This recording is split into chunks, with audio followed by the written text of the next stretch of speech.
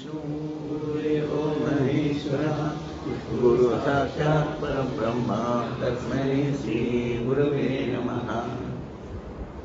आता आपण मागच्या बुधवारी वाचलं होतं की नरसिंह सरस्वतींचा जन्म हसण्यासाठी झालेला, हसवण्यासाठी जगाला. आपण रडतोय कर्मानी, मग हसवण्यासाठी जन्म झाला म्हणजे काय की ती जी त्यांनी जो ओंकार दिलाय तो सौम्य करून दादांना दिला आणि जी साधना केली ती कायमचं निवारण होऊन तुमच्या जीवनामध्ये तुम्ही पण हसणार आहात, सुख शांती समाधान. म्हणून काय करायला पाहिजे, एक वेळ जेवण खायला तरी चालेल पण साधना केलीच पाहिजे. म्हणून तो दिलेला ओंकार प्रखर होता. म्हणून दादांना त्यांनी सांगितलं, मार्गदर्शन केलं की 1 वर्ष पौर्णिमेला हवन कर म्हणजे तो शांत होईल. आणि त्या असं दादांनी केल्यानंतर तो शांत झाला आणि शब्दरूप झाला. म्हणून आपण संसारी माणसं तो साधना की तो ओंकार करू शकतो. त्यामध्ये त्या 1 वर्षाच्या साधनेमध्ये अतत्व सिद्ध झालं. नंतर तत्व सिद्ध होण्यासाठी दादांना बाबांनी सांगितलं की सेमिनार घे. कुठं? गोव्याला. ती 8 सेमिनार झाल्यावर जीवनाबद्दलचं ज्ञान झालं. कारण जीवनाबद्दलचं अज्ञान असणं हा शाप आहे. हे जीवन विकसित केलं की कर्म अनुकूल होतं आणि आपल्याला सुख शांती समाधान मिळते. हे आपल्याला माहिती नाही आहे. आपण नुसतं भविष्य विचारायचं किंवा एकमेकाकडे बघून कम्पॅरिझन करायचं, हे करत होतो ते चुकीचं आहे. म्हणून पहिल्यांदा जीवनाबद्दलचं ज्ञान पण दिलं. आता 3रं तत्व म ते गोरक्षनाथांच्याकडे होतं. अशा तऱ्हेने उ आणि म झाल्यावर ओम तयार झाला आणि तो शब्दरूप झाला. म्हणजे आपण कौटुंबिक माणसं, संसारिक माणसं तो करू शकतो आणि आपल्या संसारामध्ये सुख शांती समाधान निर्माण करू शकतो. असं कायमचं निवारण तुम्हाला दिलंय. तेव्हा आता सारखं निराकरण विचारायचं नाही किंवा जरा काही झालं की लगेच केंद्रावर विडा नारळ चोकर लावायचं, असं करायचं नाही. तर तुम्ही समाधानाने साधना करायची आणि नंतर सगळं बरोबर होणार आहे. समजलं आहे? सारांश सांगितलं.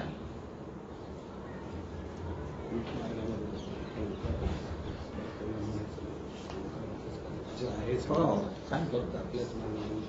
बाकीच्या बाहेरच्या मार्गामध्ये बायकांनी ओंकार म्हणायचं नाही, बायकांना मंत्र किंवा हे म्हणायचा अधिकार नाही असं सांगतात. पण दादांनी तसं काय सांगितलं, सगळ्यांनी म्हणायचं आहे. म्हणून बायका सुद्धा ओंकार साधना करू शकतात आणि त्यांनी तसं करावा म्हणून तो सगळा सौम्य करून तुमच्यापर्यंत पोहोचवलाय.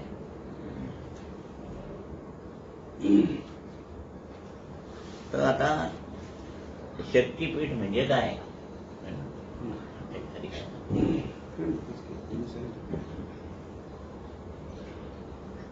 शक्तीपीठ म्हणजे काय?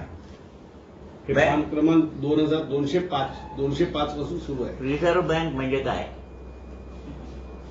रिझर्व्ह बँक म्हणजे काय? सगळ्या बँकांना, रिझर्व्ह बँकांना पैसे सप्लाय होतात की नाही, तसं शक्तीपीठ की तिथं शक्ती आहे ती प्रत्येकाला तुम्ही साधना केली की तुमच्याकडे प्रवाहित होऊन तुमचं जीवन समाधानकारक होणार. शक्तीपीठ म्हणजे काय? ज्याप्रमाणे देवदेवतांच्या प्रतिमा व टाक असतात किंवा जीवनात अडचण आली म्हणजे देवतांचे यंत्र करतात, तसे शक्तीपीठ आहे काय? अशी विचारणा पुष्कळांनी केली. पण त्यावेळी खुलासा केला नाही. कारण जेव्हा साधक एखादी साधना सिद्ध करतो त्यावेळी ते साधन सिद्ध होईपर्यंत साधकाने मौन धरावे लागते. आपल्या मुलाला किंवा पत्नीलाही सांगता कामा नये. कारण सिद्धता होण्यापूर्वी साधनेचा उच्चार केला गेला तर त्याचा परिणाम काय होईल ते सांगता येत नाही. आपण सुद्धा बघा, एखादी गोष्ट पूर्ण होत सांगत नाही. आज जर सांगितले नंतर झाली म्हणजे काय, तसं संकल्प केलाय सगळ्यांच्या कल्याणासाठी. ते शक्तीपीठ वरती आहे, ते आणून इथं भूतलावर स्थापन करायचं आहे. पण ते भयंकर दिव्य होतं. असं लोकांनी सांगितलं ते असं कसं होणार, तसं होणार झालं, कसं होणार असं जर म्हटलं तर ते निगेटिव्ह विचारांनी तो संकल्प सिद्ध होत नाही. म्हणून दादांनी सांगितलं की आपल्या बायकोला आणि मुलांना, म्हणजे अगदी पत्नीला किंवा कुणालाही सांगता कामा नये. घरातल्या अगदी गोप्य गोष्टी आपण बायकोला सांगतो पण त्यांनाही सांगायचं नाही. साधनेपूर्वी संकल्प करावा लागतो. तो संकल्प सिद्ध झाल्याशिवाय इतरांना सांगितला तर विकल्प होतो. म्हणून साधकाने ही जबाबदारी सांभाळली पाहिजे. त्याप्रमाणे शक्तिपीठाची स्थापना होईतोपर्यंत नित्य साधना भक्तांनी चालू ठेवावी अशी विनंती सर्व केंद्रावर भक्तांना केली होती. ह्या मुदतीमध्ये गोवा ते मुंबई अशी 5 केंद्रे गणिताप्रमाणे जमेस धरली होती. पण अनेकांनी नाना तऱ्हेचे प्रश्न व शंका विचारल्या की वंदनीय दादा मुंबईला का येत नाही व सारख्या गोव्याला भेटी का चालू आहे. आता दादांना बाबांना म्हटले काय चाललंय ते सांगायचं नाही आणि लोक त्या प्रश्न असे विचारतात की का तुम्ही मुंबईला येत नाही, आमच्याकडनं काही चुकलं काय. म्हणजे दादांची काय परिस्थिती होईल बघा. तोंड दाबून बोक्याचा मार, सांगता येत नाही यांच्या प्रश्नाला उत्तर देत. बऱ्याच लोकांनी करायला म्हणजे आमच्यावर काय तुम्ही रागवायला सांगले नाही. दादा म्हणाले अरे रागवायला काय आपण इथं व्यवहार करतोय का. म्हणजे दादांची परिस्थिती काय हे लक्षात घ्या. शक्तिपीठाची स्थापना होईतोपर्यंत मला स्थळ काळ वेळ आदी गणित सांभाळावयाचे काळ वेळ म्हणजे काय बघा. आता संध्याकाळी 6 वाजता बागलकोटची गाडी आहे. संध्याकाळ झाला. स्थळ काय विजापूरचं स्टेशन आणि वेळ 6. त्या वेळेला गेला तर तुम्हाला गाडी मिळते. तसं दादाला काही शक्ती प्राप्त करायची होती त्यावेळेला ते पृथ्वीचं टोक. आता ती जी वेव येणार आहे ती अशी वेव येते की आता इथं गोवा आहे ना, इथून ही जवळ आहे आणि इथून ती कशी जाणार आहे. या वेळेला जर तुम्ही मुंबईत असाल तर ही वेव फार लांब आहे.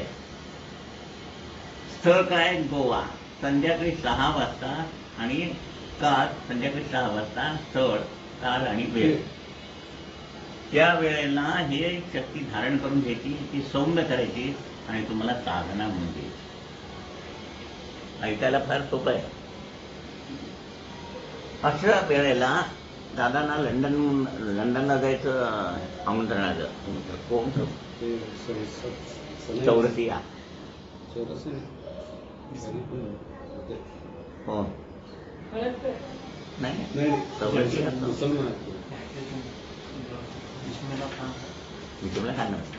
तर त्यांचं तिकीट काढलं आणि तुम्ही यायला पाहिजे. तर दादा म्हणाले मला इथून मुंबईच्या बाहेर आणि गोव्याच्या पलीकडे जायचं नाही. आपणच तिथं काय केलं तर बघूया नंतर करूया. तिथं ह्यांचे गुरु येणार म्हणून तिथं भारतीय बैठक तयार केली ती रॉबर्ट हॉलमध्ये. तिथं तसं काय ऐकत नाहीत ते लोक. पण हा इतका कलाकार श्रेष्ठ आहे आणि ह्यांचे गुरु येणार आहेत म्हणून ते सगळं केलं होतं. पण दादाने सांगितलं बाबांनी मला जायचं म्हणून सांगितलं आणि गेलं नाही. म्हणजे किती पाळावं लागतंय. म्हणून इथे म्हणाले शक्तिपीठाची स्थापना होईपर्यंत मला स्थळ काळ वेळ आधी गणित सांभाळायचे होते. पण त्यावेळेस गेल्या 20 वर्षापासून येणारे अनेक भक्त यांचा प्रश्न असा होता की आम्हाला वंदनीय दादांना त्रास द्यावयाचा नाही, फक्त एकच प्रश्न विचारावयाचा आहे. तो प्रश्न इतका सामान्य असावयाचा की मुलीचे लग्न केव्हा होईल. मुलीने जर व्यवस्थित साधना केली असती ना तर मुलीचं लग्न व्यवस्थित होणार आहे. म्हणून मी नेहमी सांगतो निराकरण है ना हे तात्पुरतं आहे. निराकरण हे तात्पुरतं आहे. कायमचं तुम्हाला निवारण केलंय. मग कुठलंही काही असू दे.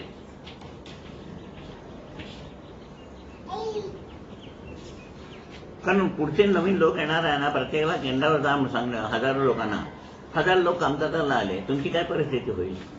1000 नारळ प्रसाद पूजन करून ठेवायचे. म्हणजे तुम्ही दुकानला केव्हा जाणार. मग किती सोपं केलंय काम हे लक्षात घ्यायचं. म्हणून समजून घ्यायला पाहिजे पहिल्यांदा. मुलीचे लग्न केव्हा होईल, मुलाला नोकरी आहे पण चांगली नोकरी केव्हा मिळेल, पैसे केव्हा जास्त मिळतील, हे प्रश्न जरी मी सोडविले असते किंवा नसते तरी काही नुकसान झाले नसते. पण मी जे कार्य परमपूज्य बाबांच्या आज्ञेने हाती घेतले होते ते कार्य यथोचित चालू आहे का याबद्दल कोणीही विचारणा केली नाही. याबद्दल दुःख वाटते. कारण तुमच्या जीवनात पुढे मागे प्रश्न निर्माण होतील, पण परमपूज्य बाबांची कृपा आपल्या पाठीशी आहे असा विश्वास आल्यावरच मी कामकाज बंद केले व दुसऱ्या साधन सिद्धतेच्या कामाला लागलो. तेव्हा आपल्या पाठीशी कृपा आहे. आपले प्रश्न परमपूज्य बाबा व वंदनीय दादा पाहून घेतील असा विश्वास तरी आपण निर्माण करावयाचा होता. मला जे काम परमपूज्य साईबाबांनी सांगितले होते ते कार्य 2500 वर्षे थांबले होते. तुमचा प्रश्न वैयक्तिक होता, पण परमपूज्य बाबांचा प्रश्न जगासाठी होता. का होता जगासाठी? इतर जी अशांतता आहे ही पृथ्वी आहे, इतर लाखो आत्मे अडकले, ह्यांची मुक्तता कोण करणार? हा प्रश्न महत्वाचा आहे की नाही? इथं सुखशांती समाधान पाहिजे, कबूल आहे, पण हे जोपर्यंत म्हणजे ह्याच्या 3पट हित आहे, इथली संख्या जर 25% असेल तर इथली 75% आहे. म्हणजे याच्यात 3पट म्हणजे तुम्हाला पुरून उरणार नाही. यांची मुक्तता कशी करायचं हा प्रश्न महत्वाचा होता. म्हणून इथं तुम्हाला सिद्धता करून अनेक माध्यमं तयार केल्यावर, त्यांनी साधना केल्यावर हे जन्माला न येता इथून असे जाऊन पाठवलं पाहिजे. ते जेव्हा मोकळं होईल तेव्हा ह्या जगामध्ये सुखशांती समाधान होईल. म्हणून ते जगासाठी हा प्रश्न. गुरुमार्गात शेकडो भक्त येतात व शेकडो जातात. सबुरी कोणी ठेवायची हा प्रश्न आहे. कारण आज गुरुमार्ग हा कामापुरता मामा असा होऊन बसला आहे. काम झालं की आहे, नाही झालं की.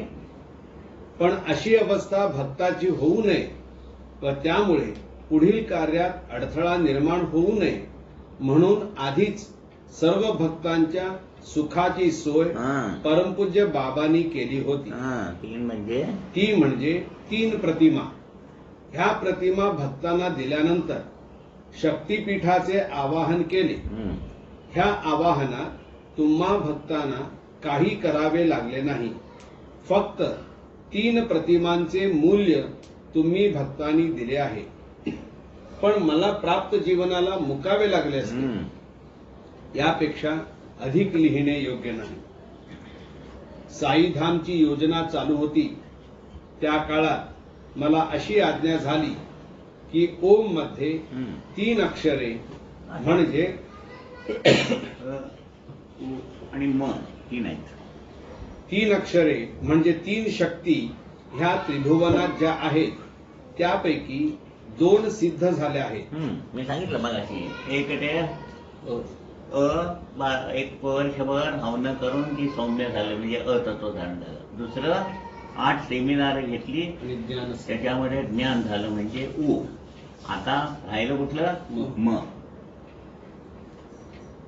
त्यापैकी 2 सिद्ध झाले आहेत व म म्हणजे 3रे अक्षर सिद्ध करावयाचे आहे. त्यासाठी तू तयार राहा. नेहमीप्रमाणे मी गोव्याला होतो. त्या दिवशी आरती व नित्य साधना झाल्यावर आज्ञा अशी झाली की उदयिक सकाळी तू रत्नागिरीला जा. गेल्यावर पुढील आज्ञा होईल त्याप्रमाणे तू कर. त्याप्रमाणे मी इतर भक्तांसमवेत रत्नागिरीला गेलो. तेथे आपले केंद्र होतेच. तेथे दुपारी एक भक्त जे आपल्याकडे येत होते त्यांनी सायंकाळी माझ्या घरी या व आरती करा अशी विनंती केली व ते आपल्या गावी गेले. सायंकाळी त्यांच्या घरी गेलो व आरती झाली. सर्व भक्तांनी तीर्थप्रसाद घेतला. मी परमपूज्य बाबांसमोर बसलो होतो. तेवढ्यात त्या गावचे देवस्थानचे मालक जे आरतीला आले होते त्यांनी विचारणा केली. ते म्हणाले, मला एक प्रश्न विचारावयाचा आहे. आपली परवानगी असेल तर विचारणा करणार. तेवढ्यात परमपूज्य बाबा म्हणाले, हा प्रश्न सामान्य नाही, म्हणून खोल विचार कर. ह्या गावची स्थिती बिकट आहे. हा प्रश्न एकाचा नाही तर पंचक्रोशीचा आहे. हे ऐकून मी जागा झालो. तोपर्यंत माझी स्थिती वेगळी होती. पूर्वी ज्याप्रमाणे पुण्य विभूतींचा संचार होत होता त्याप्रमाणे माझी अवस्था झाली. तेव्हा आलेल्या देवस्थानच्या मालकांना मी काही प्रश्न विचारले की इतके पुरातन देवालय असून त्या देवाची कृपा समस्त गावकऱ्यावर नाही. कारण का तिथलं देऊळ होतं, त्या देवळात लक्ष्मीची मूर्ती होती आणि बाजूला एक गाव होतं, त्यांच्या देवळामध्ये मूर्ती नव्हती आणि त्या गावामध्ये दारिद्र्य होतं. तर यांनी काय केलं, ही लक्ष्मीची मूर्ती चोरली आणि आपल्या गावात नेऊन बसवली. मग त्यांचं तर चांगलं झालंच नाही, कारण का चोरून आणलेल्या देवाचं चांगलं करणार म्हणजे ह्यानाही धड ह्यानं आणि त्यांनाही नाही. मग पुढे काय झालं, काही दिवसांनी पेशव्यांना असं कळलं की हे देऊळ ओस पडलंय, लक्ष्मीची मूर्ती तिकडे गेली, देऊळ ओस पडलंय, म्हणून त्यांनी हे बालगणपती आणून तिथं स्थापना केली. हा, कळलं तुम्हाला. आता देवीची जागा गणपती घेतली म्हणून तिथंही सुख नाही आणि त्या गावात चोरी करून ठेवली म्हणून तिथंही सुख नाही, म्हणजे दोन्ही गावामध्ये त्रास. हा प्रश्न सोडायचा होता. म्हणून दादा बाबांनी सांगितलं की हा प्रश्न सामान्य नाहीये, खोल आहे, त्याचा तू नीट विचार कर आणि काय करायचं ठरव, नाहीतर ते मार्गदर्शन करणार होते. पुढे वाचतात. इतके पुरातन देवालय असून त्या देवाची कृपा समस्त गावकऱ्यांवर नाही. त्यामुळे गावाची भरभराट होत नाही. सर्वजण कष्ट करीत आहेत पण त्याचे फल मिळत नाही. याचे कारण मूळ जे देवस्थान आहे त्या ठिकाणी देव नाही. मला दिसत आहे एक देऊळ व दोन देव. म्हणजे दोन देव कोण? देवी आणखी गणपती. असे का? तेव्हा ह्या देवळाचा काही इतिहास माहिती असेल तर सांगा. तेव्हा ते म्हणाले, पहिली इथे श्री लक्ष्मीनारायणाची मूर्ती होती. पुढे काही अंतरावर एक गाव असून तेथील देवळात देव नव्हता. त्यासाठी त्या गावातील लोकांनी आमच्या देवळातली मूर्ती चोरून नेली व त्या मूर्तीची स्थापना आपल्या गावी केली. तेव्हा आमचे देऊळ ओस पडले. काही वर्षांनी पेशवे यांना असे समजले की रत्नागिरीजवळ शिरगाव आहे, त्या ठिकाणी एक बांधलेले देऊळ असून ते देऊळ ओस पडले आहे. पेशव्यांची भक्ती गणपतीवर होती, त्यामुळे ह्या देवळात जो गणपती आज आहे त्याची स्थापना पेशव्यांनी करून देवस्थानासाठी काही देणगी दिली व आपण ज्या घरात बसला आहात ती वास्तूही पेशव्यांनी दिली आहे, असा इतिहास मला माहीत आहे. पुढचे काय ते आपण पहा. हे सगळं मानणार, आता पुढचं काय ते तुम्ही बघा. हे ऐकून मी रत्नागिरीला आलो. दुसरे दिवशी केंद्रावर आरती केली. पुष्कळ लोक दर्शनासाठी आले होते. त्यावेळी मी त्या लोकांना न भेटता एका खोलीमध्ये बसून होतो व माझ्या समवेत जे सेवक आले होते त्यांना कामकाज तुम्ही करा, मी खोलीत बसतो व कामकाज संपल्यावर मला भेटा असे सांगितले. त्या खोलीत बसून मी ओंकार साधना सुरू केली, परंतु पूर्वीसारखी साधना होईना. बराच वेळ बसून काही उत्तर सापडेना. दादांना सुद्धा काय शोधायचं असतं तर पहिल्यांदा साधना चालू केली, हे लक्षात ठेवा.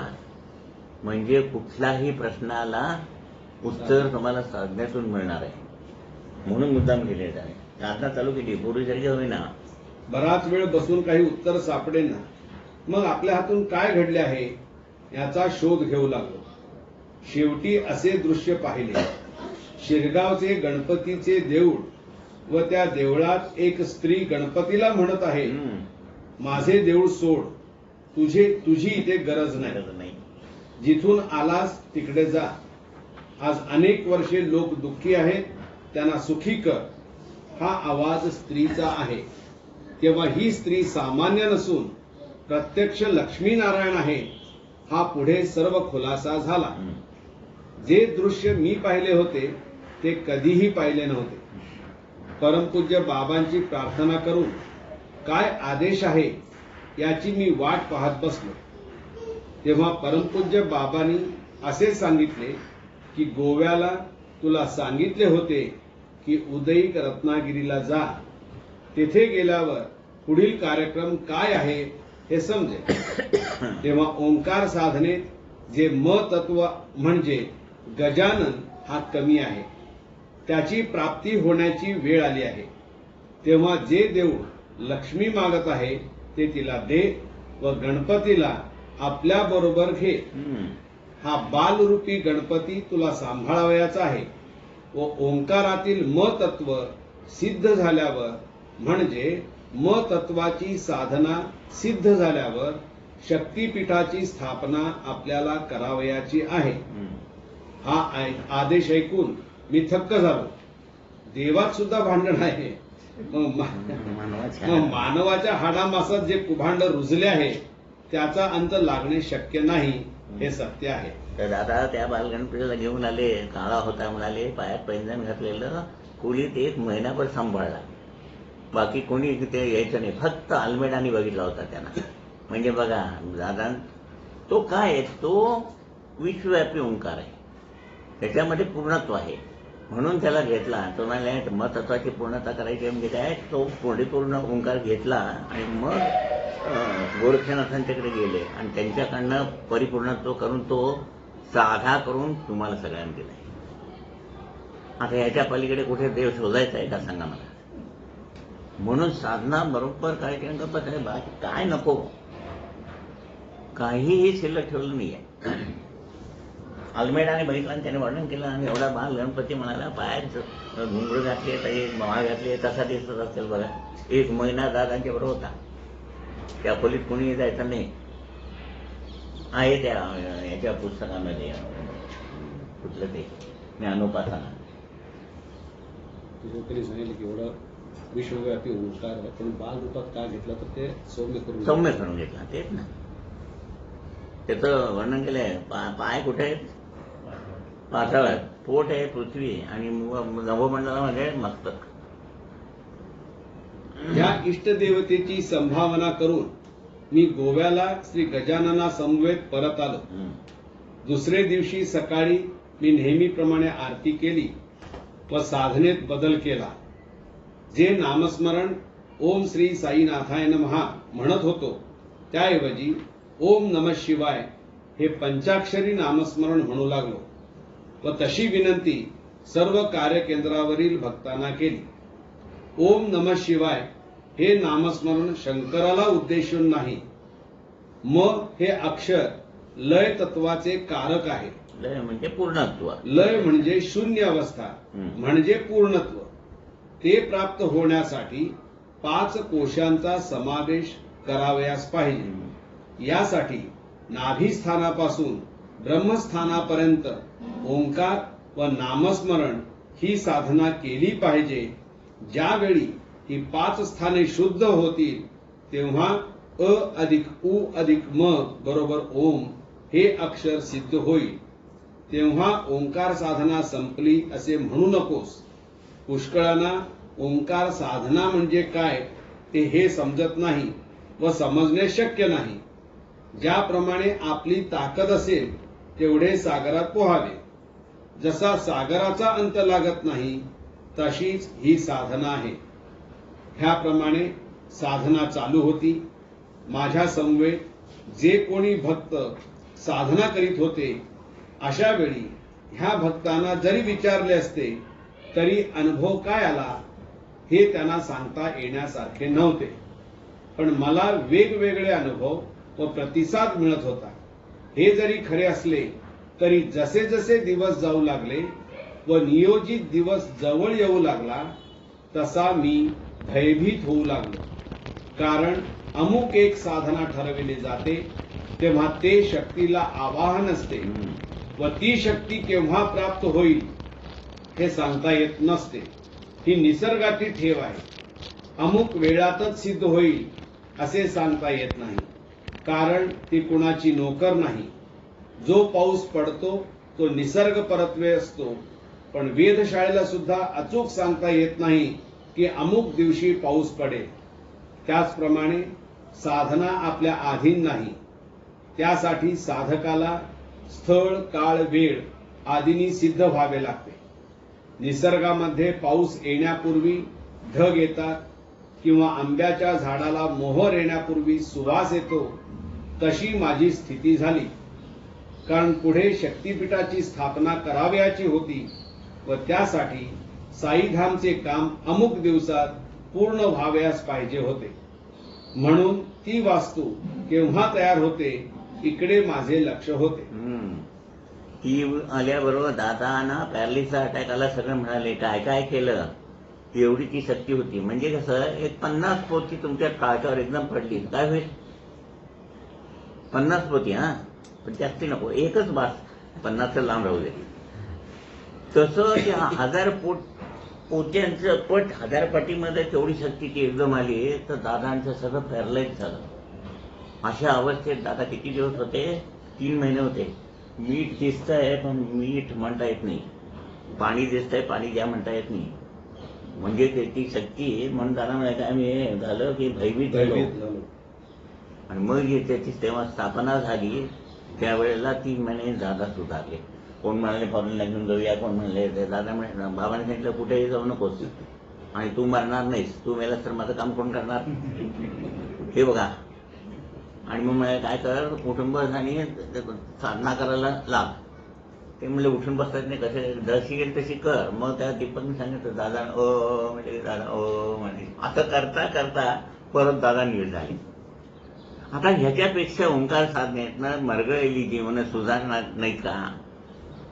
म्हणून हे सगळं नीट वाचून पहिलं आपल्या डोक्यात गेलं पाहिजे आणि विचार आपले असे पक्के झाले वाटते ते होऊ दे की साधनेने मला बरं होणार. असं जर तुम्ही निश्चय केला ना तर बरंच होणार. तुम्ही असं बघा सायकोलॉजिकल मला डोकं दुखतंय मला डोकं दुखतंय सारखं म्हणा डोकं दुखायला लागतं. मला काहीतरी झालंय मला काहीतरी झालंय काहीतरी व्हायला लागतं. मग मला चांगलं झालंय मला चांगलं झालंय म्हणजे चांगलं होत नाही का. नेहमी काय माहितीये निगेटिव्ह बघायची सवय फार आहे आपल्याला. 10 चांगल्या गोष्टीतले एक वाईट गोष्ट झाली नाही तेवढीच उगाच बसायची. पण 9 चांगल्या झाल्या त्या बघा ना. हे शिकायचंय. साईधाम बांधणे सोपे नाही. एक घर आपल्या मनासारखे होत नाही व हे तर साईधाम. किती बदलाबदली केल्या. ही बेडरूम नको तिकडे तसं पाहिजे नकडे असं पाहिजे. ते तर साईधाम सगळ्या जगाचं कल्याण करायचं. तमाम भक्तांचे निजधाम होते. ही जबाबदारी साधी नव्हे. आज जी वास्तू बांधून झाली आहे ती जर बांधली गेली नसती तर ज्या शक्तीचे आगमन होणार होते व तिची स्थापना शक्तीपीठ म्हणून करावयाची होती त्याऐवजी माझा बळी ह्या शक्तीने घेतला असता. ते धारण केलं तर तिला स्थित करायला जागा पाहिजे की नाही केली असती तर. असे दिव्य शक्तीपीठ आहे. शक्तीपीठ ही 4 अक्षरे असली तरी त्यात 8 दिशा सामावलेल्या आहेत. म्हणजेच जय जयकार. म्हणजे सर्व दिशेने सगळ्यांचं कल्याण व्हायला पाहिजे. कोण येईल ते डोकं टेकला की. ही साधना आपण सर्व भक्तांना केवळ श्री साईबाबांचे दास झालात म्हणून मिळाली. आपण एखाद्या वस्तू पदार्थाला गती देऊ शकतो पण गतीला प्रतिमा बनवणे हे इहजगतातच नव्हे पण स्वर्ग लोकातही कठीण आहे. अशी साधना परमपूज्य बाबांनी आम्हा भक्तांना शिकवली आहे. तुमच्यावरच का प्रेम करतो एवढं दादा म्हणाले तुमच्यावर. तर तुम्ही कुठल्या तरी जन्मात बाबांचे भक्त होतात माझ्या गुरूंचे म्हणून मी तुमच्यावर एवढं प्रेम करतो. म्हणजे आपण कुठल्या तरी जन्मात बाबांचे भक्त होतो आले आहोत आणि त्यांच्या कृपेने आहेत. एवढा कोरोनाने गोंधळ घातलाय पण आपल्याकडे का आलाय का तो किंवा एक भीती वाटते का. म्हणजे याचाच अर्थ की शक्ती तुमच्या पाठीशी आहे. पुढे साईधामचे काम पूर्ण झाले व शक्तीपीठाची स्थापना चैत्र पाडव्याला करावयाची असल्याने सर्व केंद्रावरील भक्तांना आमंत्रित केले गेले. प्रथमतः असे वाटले की साईधामची वास्तू सिद्ध करण्यासाठी विद्वान ब्राह्मणांना बोलवावे. पण मागाहून लक्षात आले की आपली केवढी चूक आहे. साईधाम ही वास्तू बाबांची आहे. त्याचे निजधाम व्हावयास पाहिजे. तेव्हा ही वास्तू ते स्वतः सिद्ध करतील. तेव्हा त्या विचाराबद्दल मी परमपूज्य बाबांची क्षमा मागितली. ब्राह्मणांना बोलायला त्यांचं लक्ष कुठे दक्षिणेकडे व पणजी केंद्र हे साईधाम मध्ये आले. पहिल्यांदा हसन बिल्डिंग मध्ये होतं. तिथून ती सगळी प्रतिमा फोटो सगळे गाडीत घालून इकडं साईधाम मध्ये आणली. त्यावेळेला आम्ही गोव्यात होतो. त्या मेन गाडीच्या मागेच आमची गाडी होती. आम्ही काही कारणाने गेलो होतो लकी.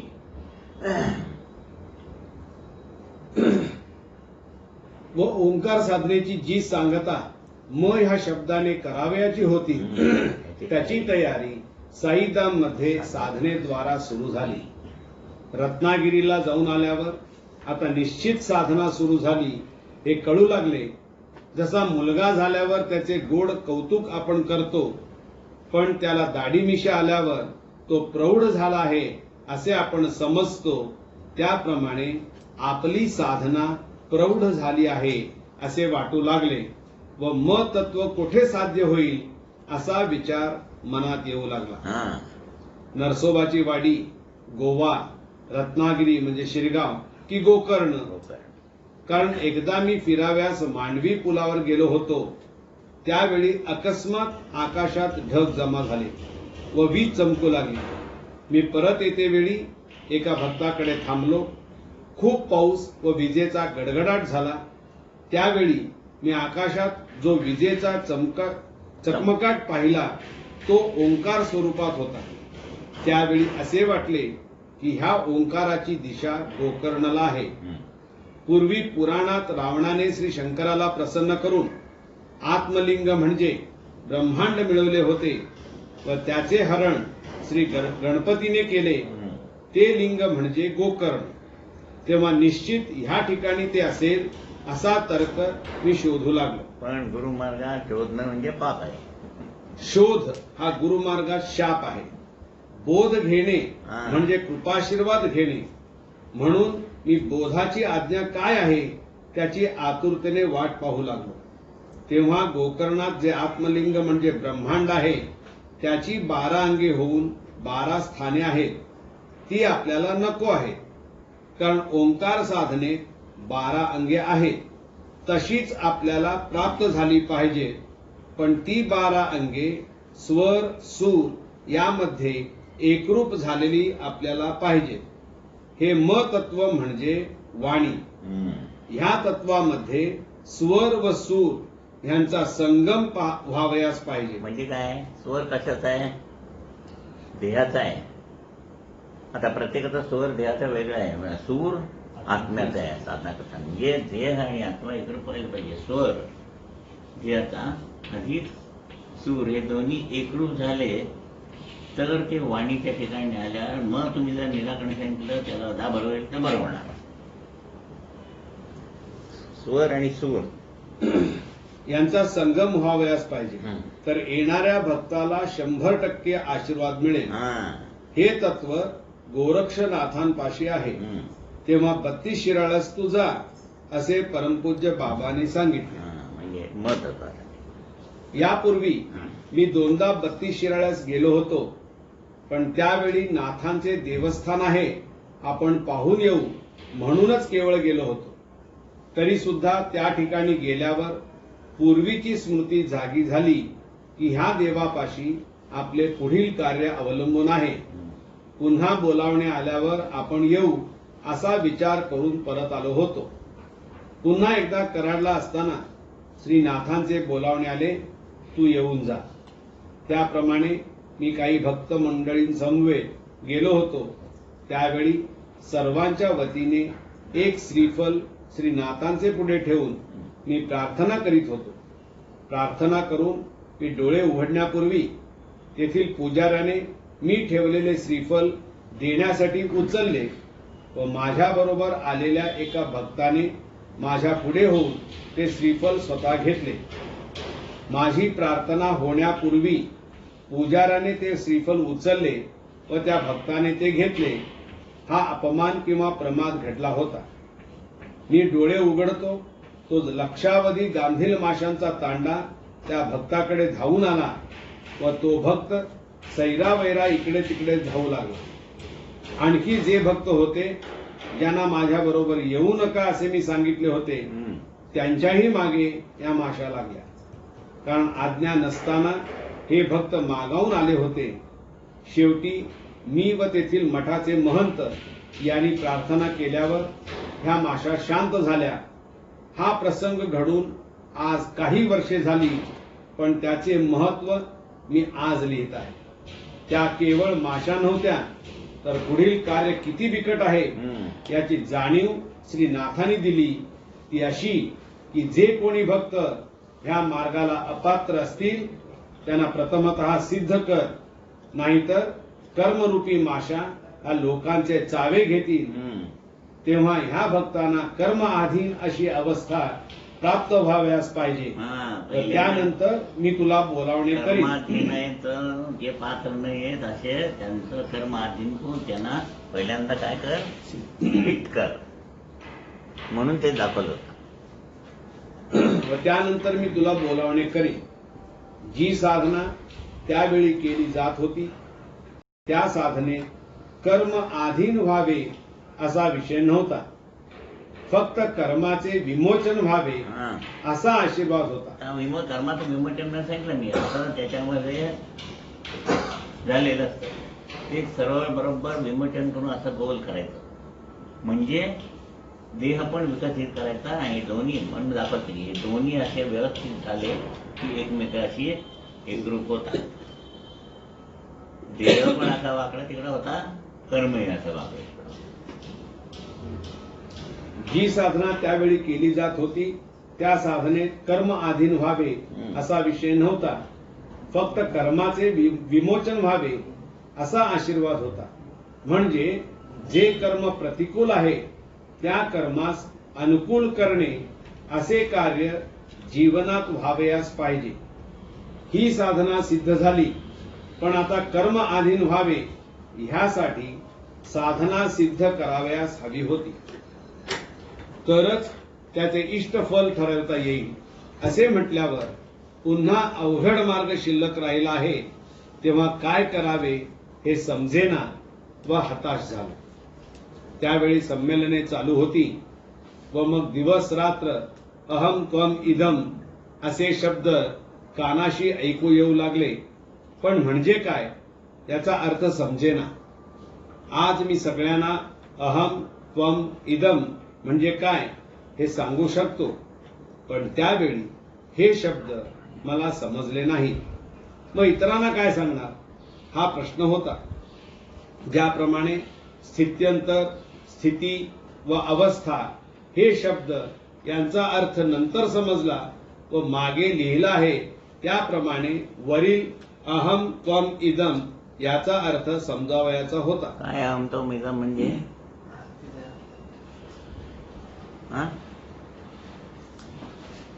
हे तीन लोक, अहम त्वम आणि स्वर्ग इदम. साधना केलेली तिथपर्यंत जायला पाहिजे. शब्द साधे साधे आहेत पण अर्थ कसे आहेत. त्याप्रमाणे वरील अहम त्वम इदम याचा अर्थ समजावयाचा होता व समजला म्हणजे आपण सिद्ध करू असा विचार मी करीत होतो. मग श्रीनाथांनी सांगितले की वरील अवस्था प्राप्त होण्यासाठी जे भक्त आहेत त्यांचे सेवक व्हावयास पाहिजे. भक्त म्हणजे काय, सत्य कुस्ती करणार. सेवक म्हणजे भक्त आहेत ते सेवक व्हायला पाहिजेत. सोने घ्या म्हटल्यावर वेडे सुद्धा लोभाने होय म्हणतील, पण माती घ्या म्हटल्यावर कोण माती घेईल असा प्रश्न उभा राहिला. म्हणजे भक्त या अवस्थेतून सेवक या अवस्थेत स्थित्यंतर व्हावयास पाहिजे. तेव्हा मी तरी सेवक आहे किंवा नाही अशी शंका येऊ लागली. आज आपण केवळ भक्ती करीत आहोत म्हणून भक्त आहोत असे नाही. मातीचे रूपांतर प्रथमतः लोखंडात व्हावयास पाहिजे, तेव्हा या लोखंडाचे सोने होईल. नुसती माती असून उपयोगी नाही. परीस हा लोखंडाचे सोने करतो, पण त्यावेळी माती ही लोखंड झाली पाहिजे. लोखंड याचा अर्थ काय, लोखंड म्हणजे लोक कल्याणाच्या सेवेमध्ये खंड पडता कामा नये अशी धारणा जेव्हा भक्ताची होते. फोन आला रात्री, मला झोपायचंय, फोन करत, फोनला उत्तर देत नाही असं नाही म्हणायचं. पहिलं त्याचं काम करायचं. इथंच परीक्षा असते. किती वेळा फोन येतात मला, 11:30 वाजता. आपलं 12:30 आहे की दुकानामध्ये काहीतरी झालंय म्हणाला, 12:30 होते. इकडेच प्रवीणने केलाय फोन रात्री 12:30 वाजता. हे आत्ता का फोन केला, फोन उचल नाही असं नाही केलं. तर उचलून म्हटलं काय झालंय सांग, असं झालंय. आणि त्याला सांगितलं निराकरण, आणि नंतर सकाळी म्हणाला बरोबर झालं. कळलं का अमोल?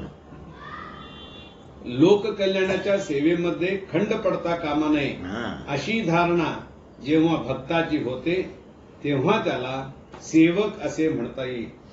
इतका रात्री विश्व 2 वाजेपर्यंत दादा जागे असायचे. दीपकने विचारलं काय करतात? अरे म्हणाले तुम्हाला झोपा येतात, पण कुणाला काय अडचण आहे तो मला आठवण करतो, तिकडे जाऊन मला त्याचं निवारण करावं लागतंय. सगळे झोपल्या रात्रीच येतात बघा सगळं डोक्यात, दिवसभर काही असत नाही. झोपले सुरू झालं. अगदी बरोबर बोललं ना मी?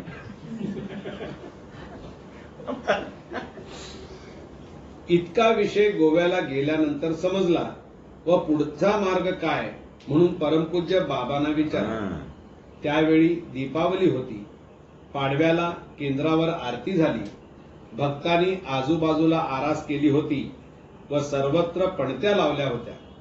तेव्हा परमपूज्य बाबांनी विचारले की ज्या सगळ्या पणत्या लावल्या आहेत त्यामध्ये पाणी किती आहे हम्म. व तेल किती आहे. म्हणजे काय, श्रद्धेने करणारे किती येतं, पाणी आहे म्हणजे विकणार, तेल असलेले टिकला. टिकणार.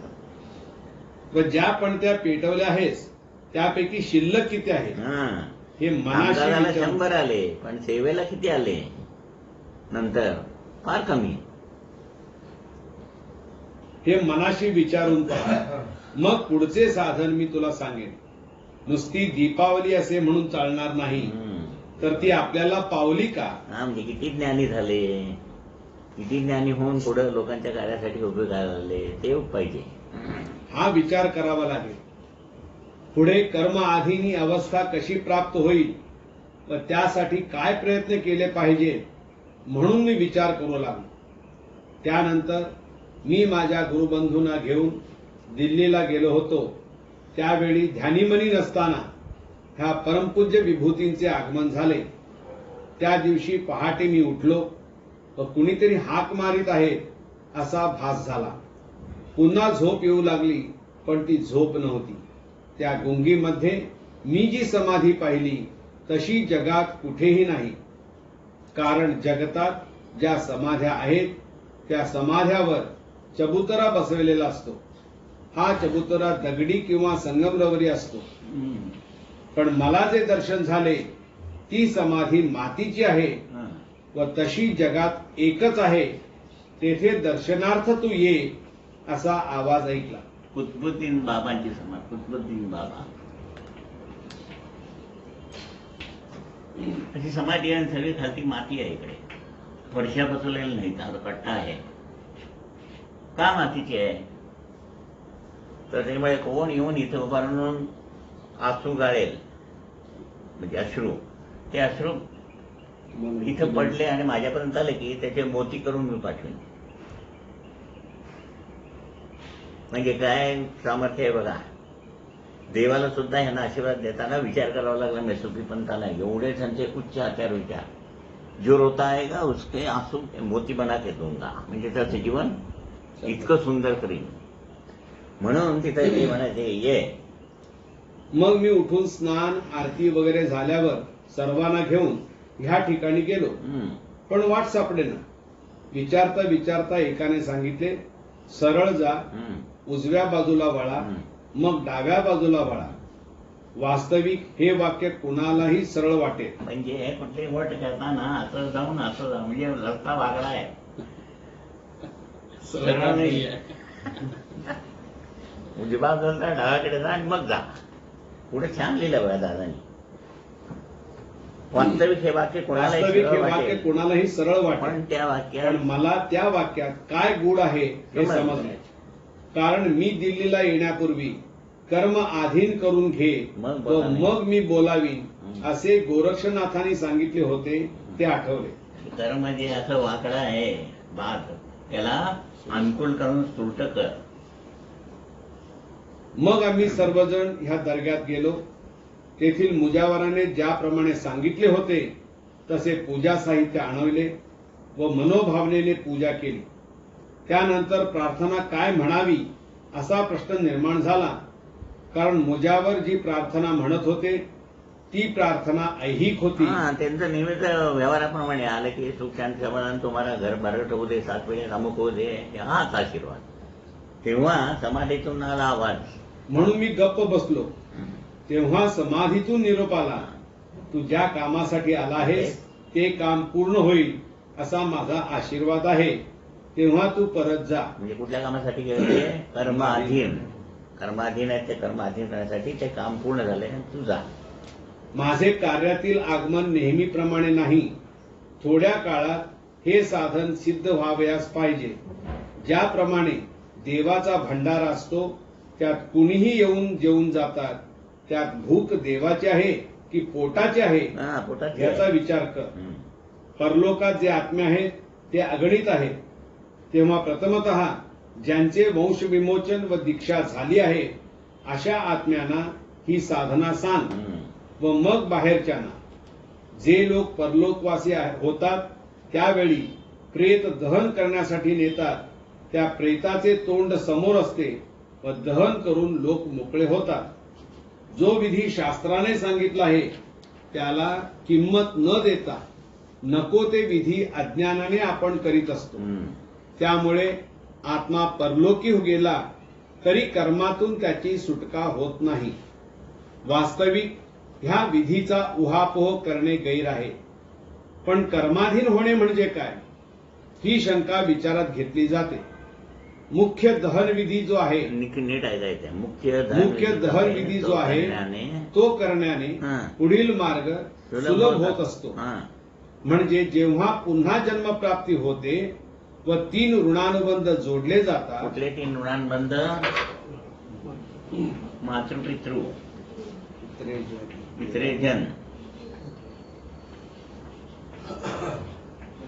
आणि देवाचे.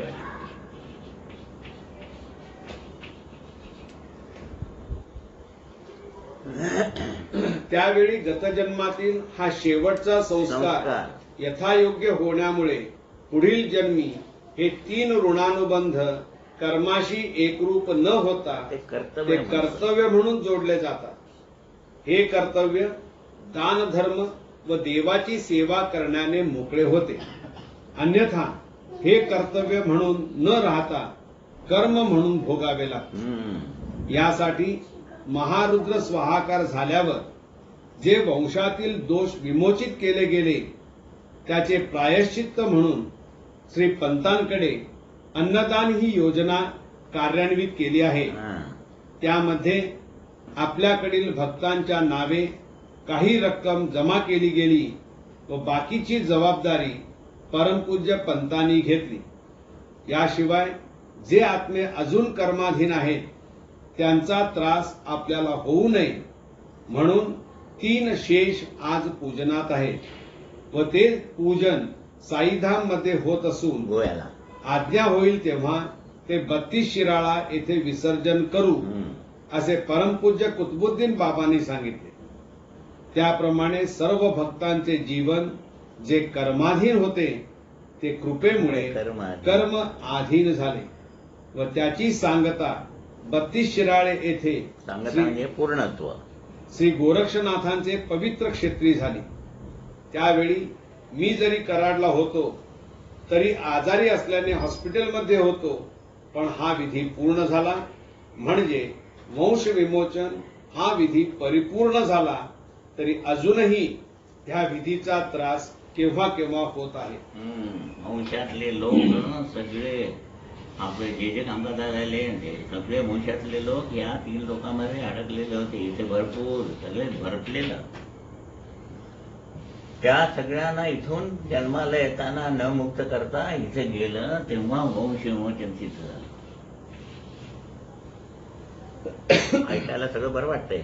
एक बाधा काढली तर भांडवर रक्त पडायचं. 1000 बाधा काढल्या तर काय होईल? जागेवर राहील. म्हणजे तुम्ही नुसती कल्पना करा. तेव्हा बाबांच्या पुढे बसले दादा आणि म्हणाले एक बाधा काढली तर माझा असा होतोय, या पुढच्या सेवा करा म्हणून सांगता, यांची परिस्थिती काय, तर यांच्याबद्दल आधी मला काय द्या, हे संरक्षण काय ते द्या, तर हा मार्ग पुढं घेऊन जायचा. आज तुम्हाला काय होतंय? नाही, खरोखर विचार करण्याचं काय की नाही. म्हणून ह्याच्यासारखा श्रेष्ठ मार्ग नाहीच. आज आपण सोमवारी 11 रुपये काउंट ठेवायला सांगतो वंशमोचनाचे आणि त्यांची कामं होतात. आपण काय करतो? काही करत नाही. केव्हा त्रास झाला तर फक्त जाणव बदलायचं किंवा आंघोळ करायची. हे सगळं दादांच्या कृपेमुळे झाले. हे सगळं सौम्य करून दिलं आपल्याला. ह्याची जाणीव व्हायला पाहिजे. म्हणून हे पुस्तक 2-2दा वाचायचं, चिंतन मनन करायचं आणि दुसऱ्यांच्या सुख शांती समाधानासाठी पहिल्यांदा झटायचं. पण नको म्हणायला एवढं सुख मिळेल.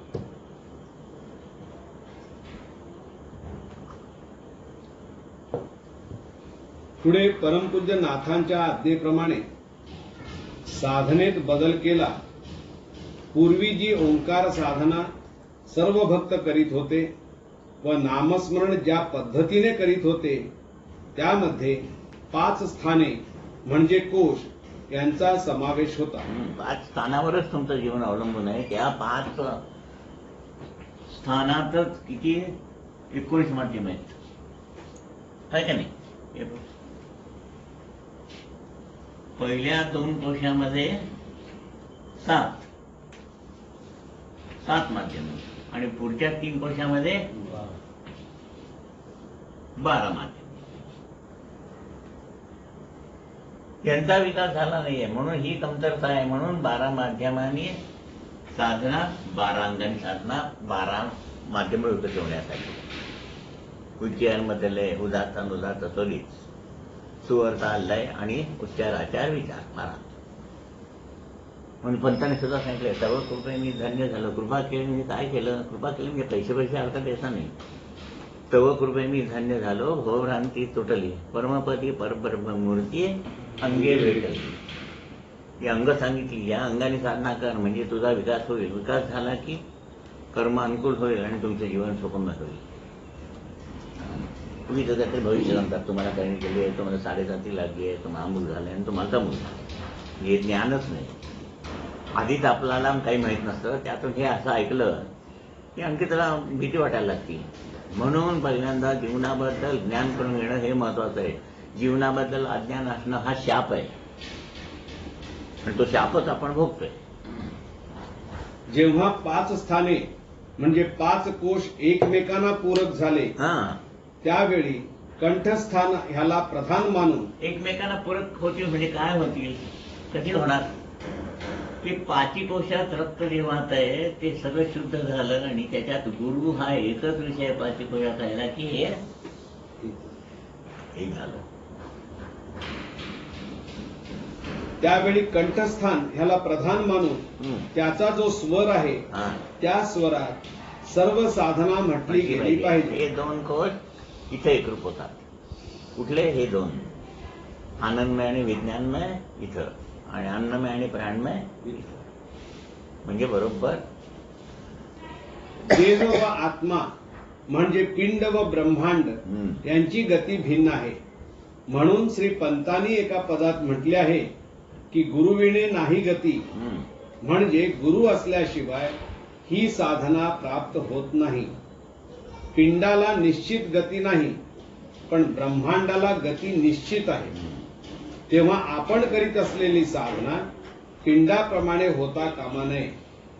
जर आपण पिंडाच्या गतीप्रमाणे साधना करू लागलो तर प्रगतीऐवजी आपली अधोगती होईल.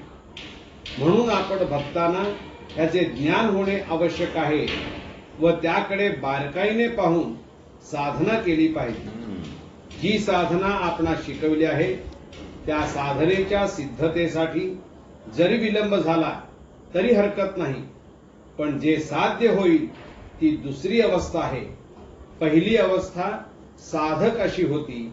आता सिद्ध अवस्था जी प्राप्त झाली त्यासाठी आपण भक्तांना काही तप किंवा तपश्चर्या करावी लागली नसून केवळ गुरुमार्गाचा स्वीकार केला म्हणून त्याचा लाभ आपणास झाला.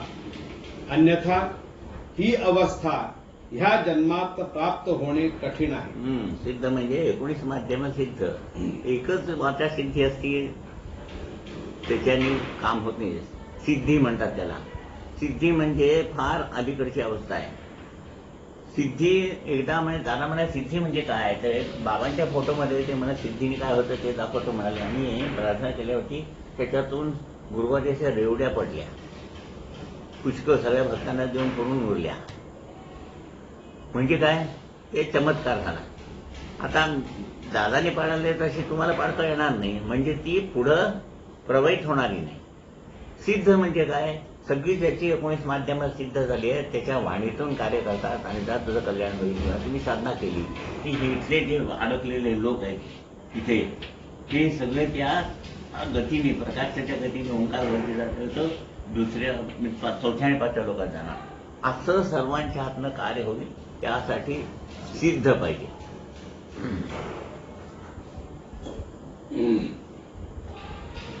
आता सिद्ध अवस्था जी प्राप्त झाली त्यासाठी आपण भक्तांना काही तप किंवा तपश्चर्या करावी लागली नसून केवळ गुरुमार्गाचा स्वीकार केला म्हणून त्याचा लाभ आपणास झाला. अन्यथा ही अवस्था ह्या जन्मात प्राप्त होणे कठीण आहे.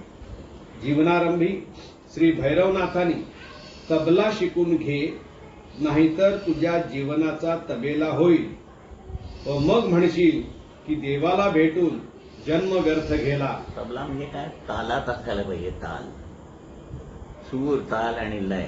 कुणीकडनं तरी एक इकडे म्हणतो, एक तिकडे म्हणतोय. आपली साधना कशी होती सकाळी, त्याचं समाधान आहे की नाही. त्याच्यानंतर काय व्हायला पाहिजे, विकास तुमचा झाल्यावरती ऑरा बरोबर यायला पाहिजे, म्हणजे साधना बरोबर झाली. हा पुष्कळशी आता तुम्ही पण ऑरा काढले, तर पहिल्यापेक्षा तुमच्या ऑरा आता व्यवस्थित आले. याचा अर्थ काय, त्या परफेक्शनच्या दृष्टीने ती साधना बरोबर व्हायला लागली, म्हणजे सूर ताल लयात येतात. म्हणून तबला शिकायचं. लय, आरती अजून तबल्यात ऐकली नाही, ऐकली ना तर एकदम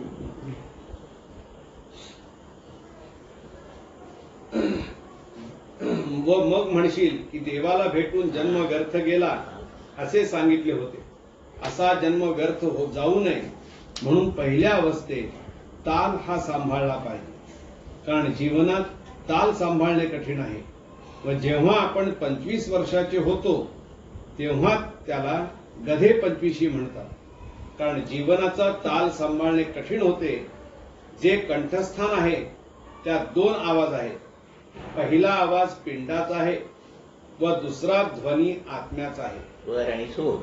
पिंडाने साधनेत जरी लक्षावधी नामस्मरण केले तरी परलोकात गेल्यावर त्या नामस्मरणाचे स्मरण राहत नाही. म्हणून मोजकीच साधना पण ती आत्म्याने केली तर ह्या जीवनाची उतराई होते. म्हणून सूर. सूर सूर कुठे आहे बघा म्हणतो आपण, एकाच सुरात म्हटलं पाहिजे. सगळ्यांचा एक सूर आला पाहिजे. कारण त्याला उत्तर देण्यासाठी आत्मा असतो. पण पिंडाने जरी लक्षावधी जप केला तरी परलोकात जातेवेळी असे उत्तर मिळते की खाली उतर, म्हणजे पुन्हा जन्माला जा. यासाठी सुज्ञानी साधनेचे ज्ञान करून घेतले पाहिजे.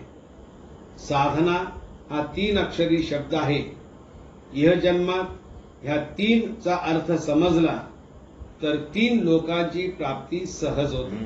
मनुष्य जन्माला आलाय काहीतरी साधना, साध काहीतरी साधना.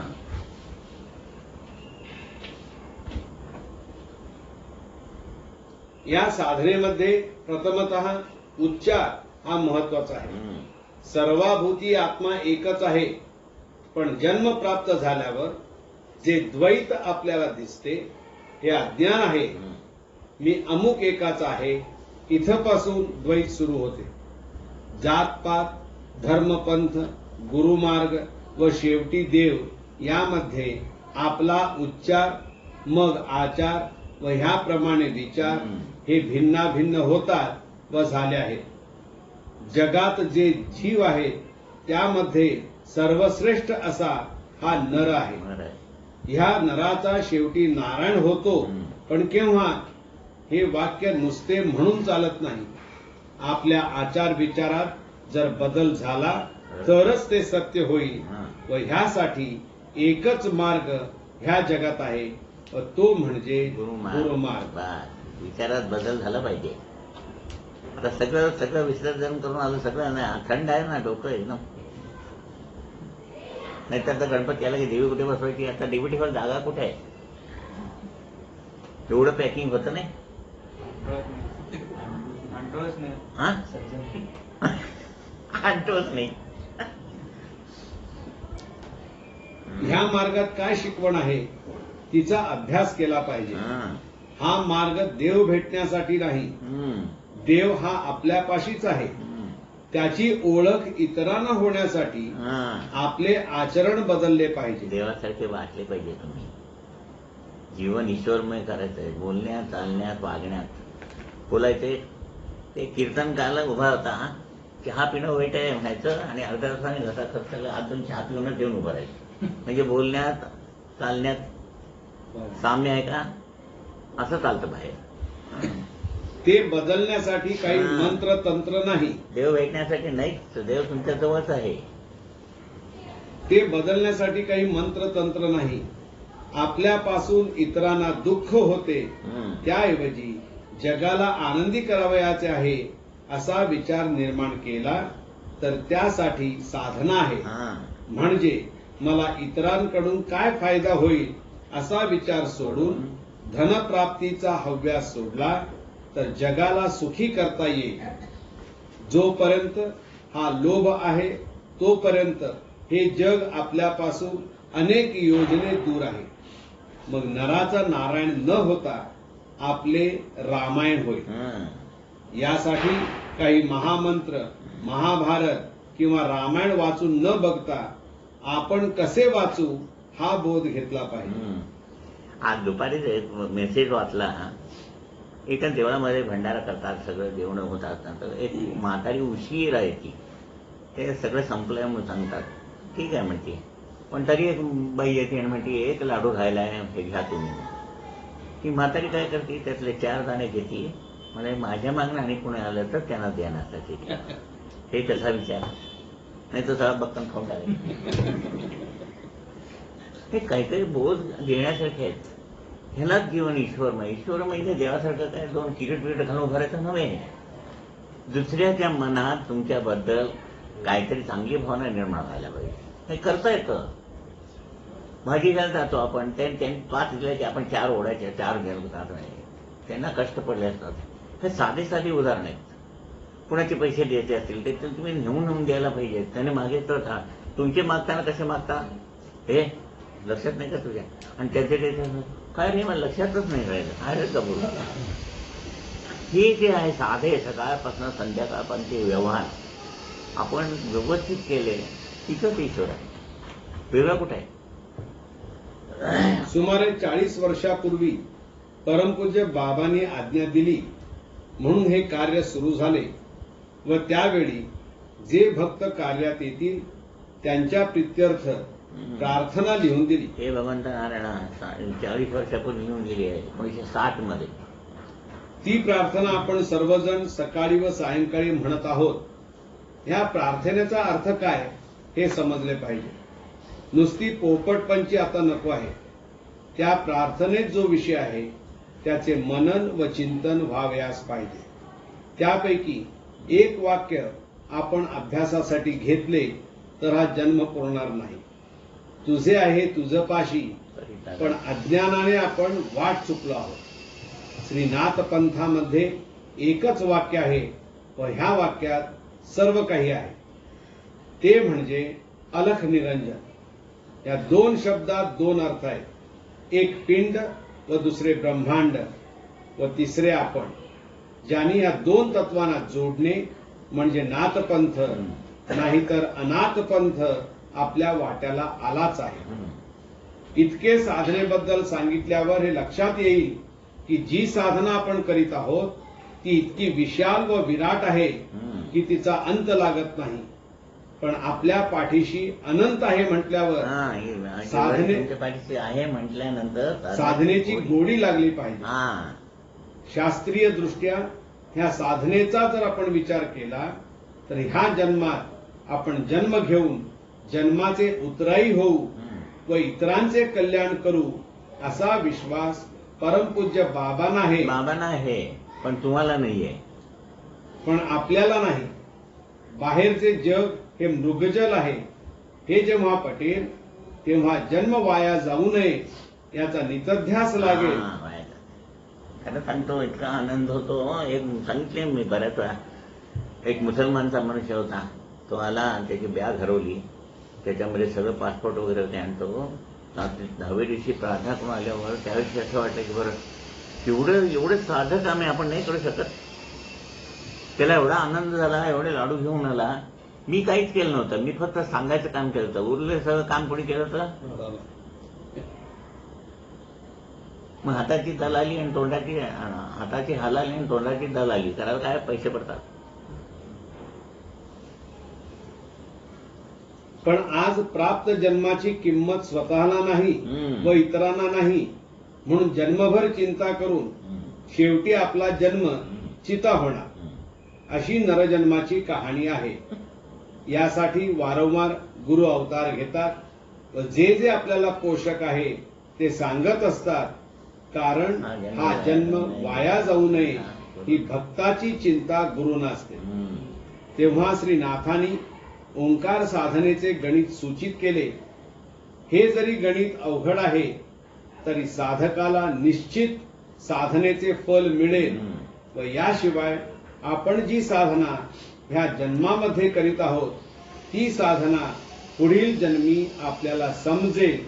या साधनेमध्ये संथा प्रमाणबद्ध आहे व म्हणून ह्या साधनेचा लाभ इहजन्म व परलोकासाठी आहे. संथा म्हणजे संथपणे उच्चार, विचार व आचार याचाच अर्थ परमपूज्य बाबांनी सांगितलेली सबुरी. आपण आंबा खाण्याची इच्छा व्यक्त करतो पण अज्ञानामुळे कैरी खातो आणि आंबट आहे म्हणतो व ती आंबट आहे असे म्हणतो. ही चूक आपली आहे. आपल्या बागेतील आंब्याच्या झाडाची मालकी आपली आहे पण फळे आपली नाहीत. जेव्हा निसर्ग ह्या कैरीला आंबा म्हणेल तेव्हा ते फळ गोड होईल. म्हणून ते कर्म तुमच्याशी एकरूप होऊन जोपर्यंत वार्धक्य अवस्थेपर्यंत पोचत नाही त्यावर तुम्ही थांबणे. पण तुम्हाला गडबड असली असते, लवकर झालं तर बरं, लवकर झालं. बाल तारुण्य वार्धक्य करतं. बाल्यावस्थेमध्ये कैरी आंबट लागते, ती तारुण्यावस्थेमध्ये गेली आणि वार्धक्यावस्थेमध्ये गेली. फळ पिकलं काढावं लागत नाही, ते देठापासून. याचा अर्थ जे कर्म येणार आहे ते आपली दैहिक अवस्था जोपर्यंत परफेक्ट होत नाही तेव्हा ते इच्छित फल देत नाही. म्हणून साधना करून गप्प बसणे. काय रोज ऐकतात परंतु पण त्याप्रमाणे कर्म आपले आहे पण त्या कर्माचे फल देणे हा धर्म आत्म्याचा आहे. पण हे न समजल्याने कर्म दशा आहे असे लोक म्हणतात. साधनेत जी अंगे सांगितली आहेत ती जर आपल्याला समजली तर साधना अंगावर येत नाही. ज्यावेळी प्रत्येक त्या 12 माध्यमांसाठी 12 अंग आहेत. म्हणून साधना व्यवस्थित जर केली म्हणजे ही 12 अंग विकसित झाली. 7 विकसित आहेतच, 12 आणि 7 19 विकसित झाली की तुमचं काम झालं.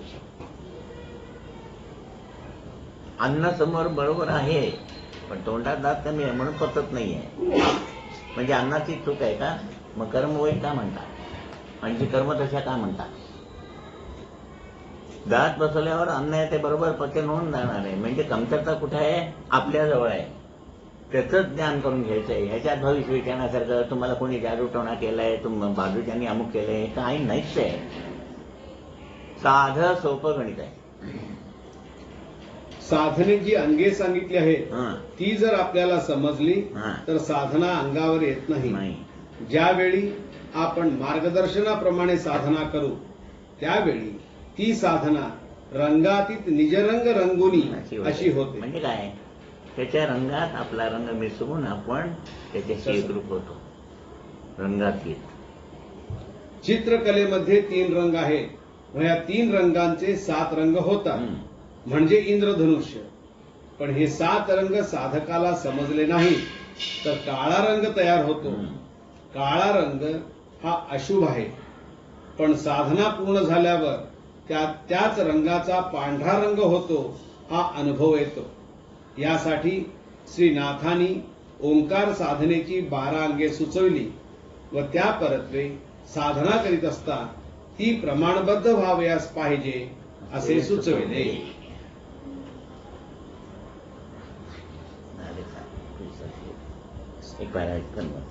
साधना मार्गात खूप लोकांना असे वाटते की आपला विकास झाला आहे, त्यामुळे असे लोक बोलताना चालताना आपण जगापेक्षा वेगळे आहोत असे वागत असतात. पण विकास याचा अर्थ ह्या लोकांना समजला नाही. विकासाची कास सोडली पाहिजे तरच आपला विकास होतो. विकारांची म्हटले विकारांची कास सोडली पाहिजे म्हणजे विकास. विकाराची कास सोडली पाहिजे तरच आपला विकास होतो हा एक अर्थ. व दुसरा अर्थ असा आहे की जीवनात जे काही विषय आहेत त्या विषयाला सोडून श्री गुरूंची कास धरली म्हणजे आस ठेवली म्हणजे विकास होतो. ज्याचा विकास झाला आहे त्याला हे सांगावे लागत नाही. ज्याप्रमाणे सूर्य उगवला हे सांगावे लागत नाही, त्याप्रमाणे आपल्या जीवनात अंधकार आहे तो जाऊन त्या ठिकाणी प्रकाश निर्माण झाला पाहिजे. याचा अर्थ विकास झाला.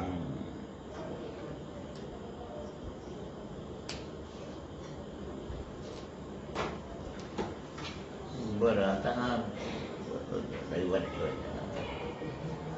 रविवारी बुधवारी आणि रविवारी